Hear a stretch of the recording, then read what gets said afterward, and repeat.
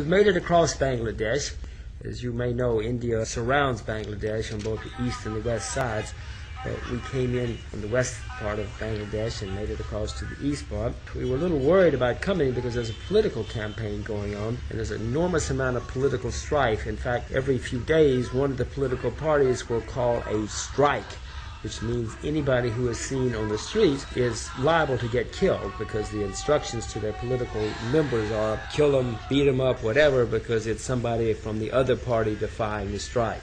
So needless to say, that was a little bit anxiety-provoking, because we had to be on the streets to get into the capital, Dhaka, and then to get on across the country.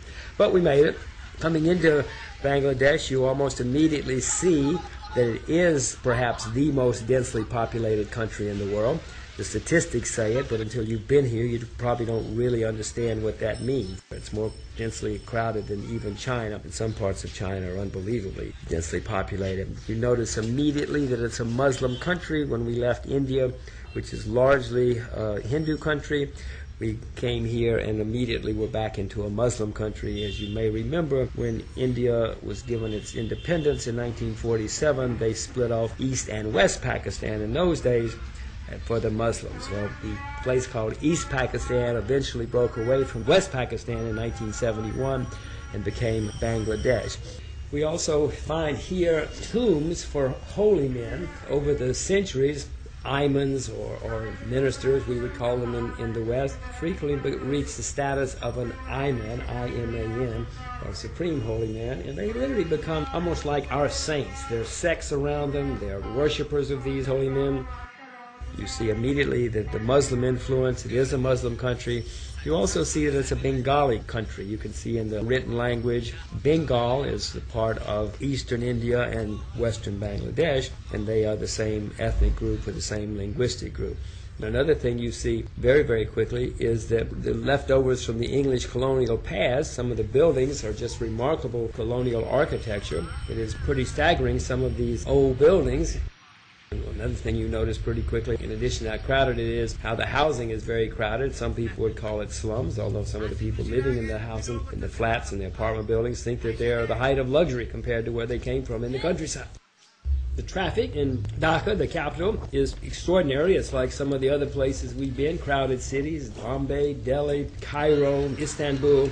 It's really pretty amazing. In Bangladesh, you see a huge numbers of three-wheel scooters, which are used to transport people around.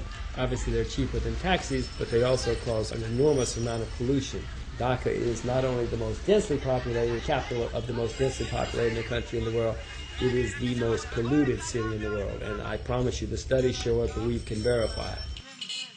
There's a fair amount of English spoken in Bangladesh. It was a former English colony, so it's not as extensive as it is in perhaps India or Pakistan, but there is a certain amount of English, and we did run into people who love to practice their English.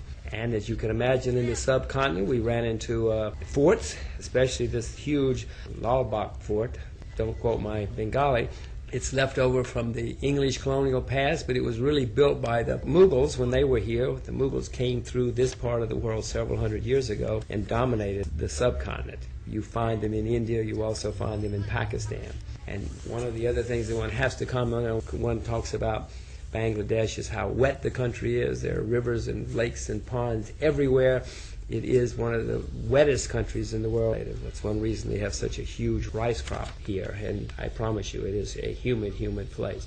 We have been on TV often as we went around the world. It happened again here. I mean, there are not many people driving around the world these days, and most of them, or very, very few of them, if any, make it through Bangladesh. So it probably helped us a little bit. And one of the other things that we found in Bangladesh, and we find this in many developing countries, many people are illiterate, and so on the streets you will find public typists. In other words, if you need a letter written to somebody, you go to the typist, you dictate the letter, he types it, and they send it off for you. Or if you have to have a form filled out for the government, you go to the public typist, and they will type it for you. They're all very cheap. This is something that obviously has disappeared from developed countries, but in many developing countries it still exists, and it's a great public service, especially in countries where there's a lot of illiteracy. All in all, we had a lot of fun in Bangladesh. It's unique, but I guess that's a simple statement. Every country is unique. I hope we get to come back despite all its problems. We did make it through alive, and it's an enormous interest, and not many people come here. So if you want to get to a place that's untouched by outsiders and by tourists, head to Bangladesh, but be prepared for the pollution and the unbelievably crowded conditions.